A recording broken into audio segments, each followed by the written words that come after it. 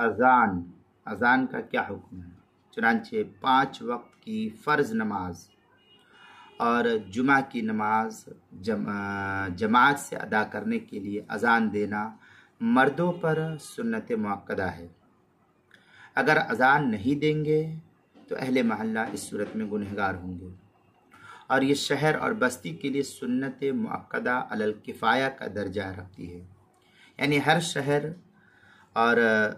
ہر بستی میں اگر ایک آدمی اذان دے گا تو سب کی طرف سے یہ اذان کافی ہو جائے گی، اور اگر ایک آدمی بھی اذان نہیں دے گا تو پھر وہاں کے لوگ جو اس بستی کے اس علاقے کے لوگ ہیں، اس صورت میں سب کے سب وہ گنہگار شمار کیے جائیں گے۔ فتویٰ شامی میں وہ سنت للرجال فی مکان اعلی مؤکد ہی کل واجبی فی لحوق الاسم للفرائض الخمس فی وقتها ولو قضاء۔ اس طریقے کے الفاظ جو کافی تفصیل سے علامہ شامی نے فتویٰ شامی رد المحترمہ شامی کتاب الصلاۃ باب الاذان جلد نمبر 1 صفحہ نمبر 384 جو HM سعید کراچی پاکستان کا چھپا ہوا نسخہ، اس کے اندر حلبی کبیری صفحہ 371 فصل السنن سہیل اکیڈمی لاہور کا چھپا ہوا نسخہ، بدائع الثناء پہلی جلد صفحہ 152 کتاب الصلاۃ فصل بیان محلی وجوب الاذان کے تحت جو ہے اس کو نقل کیا ہے۔ یہ تو ایک صورتحال تھی۔ دوسرے یہ کہ ان نماز کے علاوہ باقی کسی بھی نماز کے لیے اذان سنت نہیں ہے۔ فرض نماز جمعہ، اس کے علاوہ مثلا آپ قضا نماز پڑھ رہے یا سنت پڑھ رہے، نفل نماز پڑھ رہے، تو ان نمازوں کے لیے آپ کو اذان دینا یہ سنت سے ثابت نہیں ہے۔ چنانچہ رد المحتار میں قول لا یسن لغیرها ای من الصلاۃ، یہ رد المحتار کی عبارت ہے، جلد نمبر 1 صفحہ نمبر 385 کتاب الصلاۃ باب الاذان جو HM سعید کراچی کا چھپا ہوا نسخہ ہے۔ عالمگیریہ میں ولیس لغیر الصلاۃ الخمس والجمعہ ونحو السنن والوتر والتطوعات والتراویح والعیدین اذان ولا اقامہ، یہ فتاوی عالمگیریہ کی عبارت ہے، پہلی جلد صفحہ 53 کتاب الصلاۃ الباب الثانی فی الاذان کے تحت۔ اب اس سے معلوم ہوا کہ کوئی آدمی وتر پڑھنے کے لیے، تراویح پڑھنے کے لیے، نفل نماز پڑھنے کے لیے اذان دے تو یہ اذان کا ثبوت سنت سے ثابت نہیں ہے، اور جو چیز سنت سے ثابت نہ ہو تو پھر وہ بدعت ہی شمار ہو جاتی ہے۔ تیسری صورت یہ کہ اگر مقیم شخص اپنے گھر میں تنہا، اکیلا یا جماعت کے ساتھ نماز ادا کر رہا ہے تو اذان دینا اس کے لیے مستحب فقہا نے نقل کیا ہے کہ یہ شخص اگر اذان دے لیتا ہے تو یہ استحباب پر عمل کرنے والا بہتر عمل اس نے کیا ہے۔ رد المحتار کے اندر ہے قول الفرائض الخمس دخلت الجمعہ بحر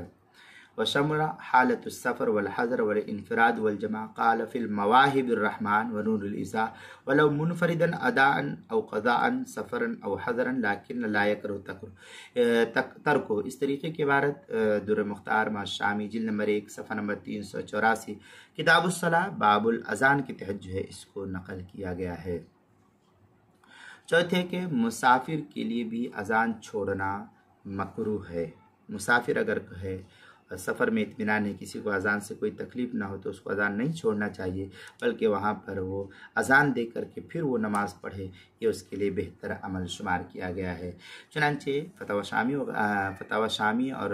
عالمگیریہ وغیرہ کے اندر فإن كان مسافر يكره له تركهما معا وإن ترك الأذان واكتفى بالإقامة جاز، یہ حلبی کبیری کی عبارت ہے، صفحہ 372 فصل السنن سہیل اکیڈمی لاہور کا چھپا ہوا نسخہ۔ فتاوی شامی اس کے اندر ہے وَكُرِهَ تَرْكُهُمَا مَعًا لِلْمُسَافِرِ وَلَوْ مُنْفَرِدًا وَكَذَا تَرْكُهَا لَا تَرْكُ لِحُضُورِ الرَّفَقَةِ، یہ در مختار ما شامی جلد نمبر 1 صفحہ نمبر 394 جو کتاب الصلاۃ باب الاذان کے تحت اس کو نقل کیا، جو HM سعید کراچی کا چھپا ہوا نسخہ اس کے اندر۔ اور عالمگیریہ میں وَإِن صَلُّوا بِجَمَاعَةٍ فِي الْمَفَازَةِ وَتَرَكُوا الْأَذَانَ لَا يَكْرَهُ، اس طریقے کی عبارت فتاوی عالمگیریہ پہلی جلد صفحہ 54 کتاب الصلاۃ الباب الثانی فی الاذان الفصل الاول فی صفت و احوال المؤذن جلد نمبر 1 صفحہ نمبر 1 صفحہ نمبر 54 جو مکتبہ رشیدیہ کوئٹہ بلوچستان کا چھپا ہوا نسخہ ہے اس کے اندر۔ اسی طریقے سے جنگل میں جماعت کے ساتھ نماز پڑھنے کی صورت میں اقامت چھوڑنا مکروہ ہے، اذان چھوڑنا مکروہ نہیں ہے۔ جب جنگل میں ہو تو وہاں پر کم سے کم درجہ اذان اگر چھوڑ دیا ہے تو کوئی حرج نہیں، لیکن اقامت ضرور بھی ضرور وہاں کرنی چاہیے۔ چنانچہ اس سلسلے میں بھی وہی فتاوی شامی کی عبارت جو ہے کیا نام ہے، مسافرن یکرہ لترکی، اس طریقے کی عبارت جو ابھی میں نے پڑھی تھی فتاوی شامی کی، اور کیا نام ہے عالمگیریہ وغیرہ کی، وَإِن صَلُّوا بِجَمَاعَةٍ فِي الْمَفَازَاتِ وَتَرَكُوا الْأَذَانَ لَا يَكْرَهُ وَإِن تَرَكُوا الْإِقَامَةَ يَكْرَهُ، یہ عالمگیریہ کی عبارت ہے، پہلے جی صفحہ 54 پر اس کو نقل کیا گیا ہے۔ مزید آگے یہ کہ چھٹی صورت عرفات اور مزدلفہ میں جو نمازوں کو جمع کرتے ہیں، جس کو جمع بین الصلاتین کہتے ہیں، تو پہلی نماز کے لیے اذان اور اقامت کہے، اور دوسری نماز کے لیے صرف اقامت کہے، دوسری اذان کے لیے اقامت اس وقت نہیں ہے، صرف اذان اقامت کہے دوسری نماز کے لیے، پہلی اذان کے لیے، پہلی نماز کے لیے اذان اور اقامت دونوں کو کہے، اور جب دوسری نماز مثلا ظہر اور عصر پڑھتا ہے اور مغرب عشاء پڑھتا ہے تو ایک نماز کے لیے اذان اور اقامت دونوں کہے، اور پھر جب دوسری عصر کی نماز پڑھا جا رہا ہے تو اب کیا نام ہے اذان نہیں کہے گا، صرف اور صرف اقامت کہی جائے گی۔ در مختار میں ہے، رد المحترم الشامی میں صلی بہم الظہر والعصر باذان و اقامتین، باذان و اقامتین، یہ رد المحترم الشامی جلد نمبر 2 صفحہ نمبر 504، کتاب الحج مطلب فی رواح الی عرفات، یہ ایچ ایم سعید کراچی کا جو چھپا ہوا نسخہ اس کے اندر۔ مزید آگے در مختار میں وصلی العشاءین باذان و اقامت لان العشاء فی وقتها لم تحج، اس طریقے کے الفاظ جو در مختار میں شامی جلد نمبر 2 صفحہ نمبر 508 509 کتاب الحج جو ایچ ایم سعید کراچی کا چھپا ہوا نسخہ اس کے اندر۔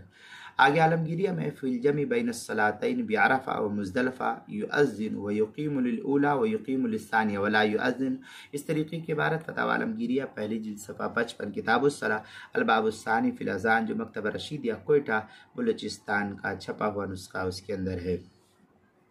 ساتویں صورتحال یہ کہ ایک سے زائد مؤذنوں کا ایک ساتھ اذان دینا یہ جائز ہے۔ مثلا علاقے کے اندر بہت ساری مسجدیں ہیں، اب مائک سے اذان دی جاتی ہے اور سب جو ہے ایک ہی وقت میں 1-2 منٹ کے فاصلے سے سب کے سب اذان دیتے ہیں، یہ دینا جائز ہے۔ اس کو عرف میں اذان جوق بھی کہتے ہیں یا جوق بھی کہتے ہیں۔ بڑی بڑی مساجد میں اس کا رواج ہے، پہلے حرمین شریفین میں بھی اس کا رواج تھا، اب غالباً ختم ہو گیا ہے۔ فی الحال جامع مسجد دمشق شام میں یہ صورتحال رائج ہے، وہاں پر یہ صورت ہے، ایک سے زائد مؤذن جو ہے اذان دیتے ہیں، غالباً یہ اب بھی جامع مسجد دمشق میں یہ صورتحال واقع ہے۔ چنانچہ رد المختار کے اندر ہے ذکر السیوطی ان اول من احدث اذان اثنین معا بنو امیہ قال الرمل فی حاشۃ البحر ولم ارى نصا صریحا فی جماعت الاذان، اس طریقے کے الفاظ رد المختار شامی پہلی جلد صفحہ 390 مطلب فی اذان الجوع باب الاذان جو ایچ ایم سعید کراچی پاکستان کا چھپا ہوا نسخہ ہے، اس کے اندر یہ تفصیلی بحث نقل کی گئی ہے۔ 8ویں صورتحال یہ کہ عورتوں کے لیے نماز سے پہلے اذان دینا مسنون ہے۔ عورت اپنا گھر کے اندر نماز پڑھ رہی ہے یا کسی اور جگہ نماز پڑھ رہی ہے تو اس کے لیے وقت ہو جانا، اس عورت کی نماز کے ادا کرنے کے لیے صرف وقت کا ہو جانا یہی کافی ہے، اس کے لیے اذان دینا یہ کوئی ضروری نہیں ہے، مسنون نہیں، اس لیے خواتین اذان کے بغیر نماز پڑھے گی تو بھی جائز ہے، اس کے لیے کوئی مسئلہ نہیں ہے اذان اور اقامت کا۔ بغیر اذان و اقامت وقت ہوا، جو ہی وقت ہوا تو فوراً عورتوں کو جو ہے گھروں کے اندر نماز پڑھنے کی ترتیب بنا لینا چاہیے کہ جیسے ہی وقت ہوتا ہے تو پہلے ماں ہے، بہن ہے، بیٹی ہے، تو اس طریقے سے ترتیب وار اگر نماز بھی پڑھ لیں گے تو گھر کے کام کاج بھی نہیں رکیں گے اور آسانی کے ساتھ سب کی نماز جو ہے پوری ہو جائے گی وقت کے اختتام تک۔ चनाचे ये तफसीली बहस जो है नकल की आलमगीरिया में लिखते आलमगीरी में वलैसा अलन निसा अजान वला इकामा फ़इन सल्लैनि बिजमा युसल्लीन बिगैरि अजान व इकामा। ये फतवा आलमगीरिया की इबारत है पहली जी सफ़ा 53 किताबुस्सलाह अल बाबुस्सानी फिल अजान, जो मकतबा रशीद या कोयटा बलूचिस्तान का छपा हुआ नुस्खा है उसके अंदर। इसी तरीके से नमाज के मसाइल का इंसाइक्लोपीडिया, उसके हरूफ तहज्जी अलिफ, उन्वान है अजान, जिल्द नंबर 1 सफ़ा नंबर 72, सफ़ा नंबर 73, सफ़ा नंबर 74 और सफ़ा नंबर 75 तक ये तफसीली बहस अजान के सिलसिले में नकल की गई है। वहाँ ये तफसील देख सकते हैं नमाज के मसाइल का इंसाइक्लोपीडिया जिल्द नंबर 1 के अंदर।